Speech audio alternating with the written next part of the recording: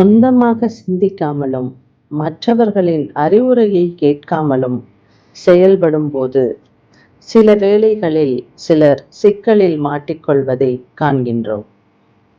அதற்குத்தான் நம் முன்னோர்கள் சொந்த புத்தி வேண்டும், இல்லை என்றால் சொல் புத்தியாவது கொஞ்சம் வேண்டும் என்று சொல்லி வைத்திருக்கிறார்கள். ஒரு ஊரில் ஒரு ஜென் துறவி ஒருவர் இருந்தார். அவர் ஒவ்வொரு கிராமத்துக்கும் சென்று மக்களுக்கு நீதிக்கதைகள், போதனைகளை சொல்லி வந்தார். ஒரு நாள் ஒரு ஊருக்கு வரும்போது அங்கு சுமார் 1 மாதம் வரை தங்கிவிட்டு வேறு ஊருக்கு செல்ல தனது வண்டியை தயார் செய்து கொண்டு இருந்தார்.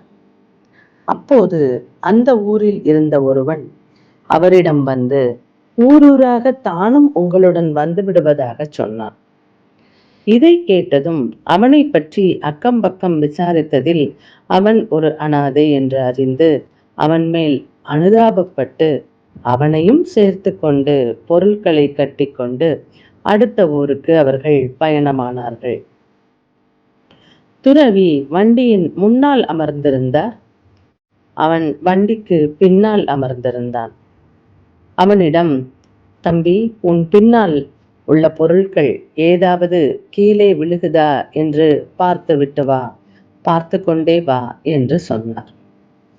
கொஞ்ச தூரம் பயணம் செய்த பின் ஓரிடத்தில் இளைப்பாற நிறுத்தினார்கள். அப்போது வண்டியின் பின்பக்கம் வந்த துறவி சில பொருட்களை காணாது திகைத்தார்.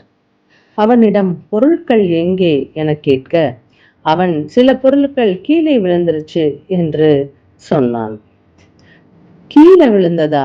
எடுத்து வைத்திருக்க வேண்டியது தானே என துறவி கேட்க அதற்கு அவன், நீங்க பொருட்கள் விழுதான்னு பார்க்கதானே சொன்னீங்க என்று சொன்னான். அவன் அவர் சொன்னதை அப்படியே செய்ததாக அவன் சொன்னான். துறவி கீழே விழுந்ததை பத்திரமாக எடுத்து விட்டு வா என்பதை அவன் அப்படி குறுகிய மனப்பான்மையில் எடுத்துக்கொண்டான் என்று அவர் எண்ணிக்கொண்டார். என்ன இந்த பையன் இப்படி இருக்கிறானே என்றும் சலித்து கொண்டார். அடுத்து அவர்கள் பயணத்தை தொடங்கினார்கள். இந்த தடவை துறவி அவனிடம், கீழே எது விழுந்தாலும் பிடித்து வை என்றார். சிறிது தூரம் சென்ற பின் ஓரிடத்தில் இளைப்பாற வண்டி மறுபடியும் நின்றது. துறவி வண்டியை விட்டு இறங்கி பின்னால் வந்து பார்த்தால் வண்டி பின்பக்கம் முழுவதும் மாட்டுச் சாணமாக இருந்தது. அவன் கைகளிலும் சாணம் இருந்தது. என்ன தம்பி, வண்டியில இவ்வளவு சாணி இருக்கு என்று அவனிடம் கேட்க அதற்கு அவன், நீங்கள் தானே ஐயா எது கீழே விழுந்தாலும் எடுத்து வைங்கன்னு சொன்னீங்க, அதான் எடுத்து வைத்து கொண்டே வந்தேன் என பதில் கூறினான். அவன் பதில் கேட்டு துறவி அவன் அறியாமையை நினைத்து கவலைப்பட்டார். சொல்வதை அப்படியே அர்த்தம் எடுத்துக் கொள்கிறானே, கொஞ்சம் கூட பகுத்து ஆய்ந்து பொருள் விளக்கி சமயோதிதமாக செயல்படவில்லையே எனவும் மிகவும் வருத்தமுற்றார்.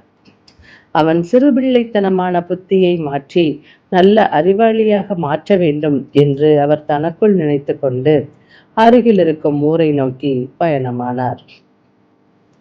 ஆம் நண்பர்களே, இந்த கதையில் வரும் மனிதர்களைப் போலத்தான் நம்மில் பெரும்பான்மையோர் இருக்கிறோம்.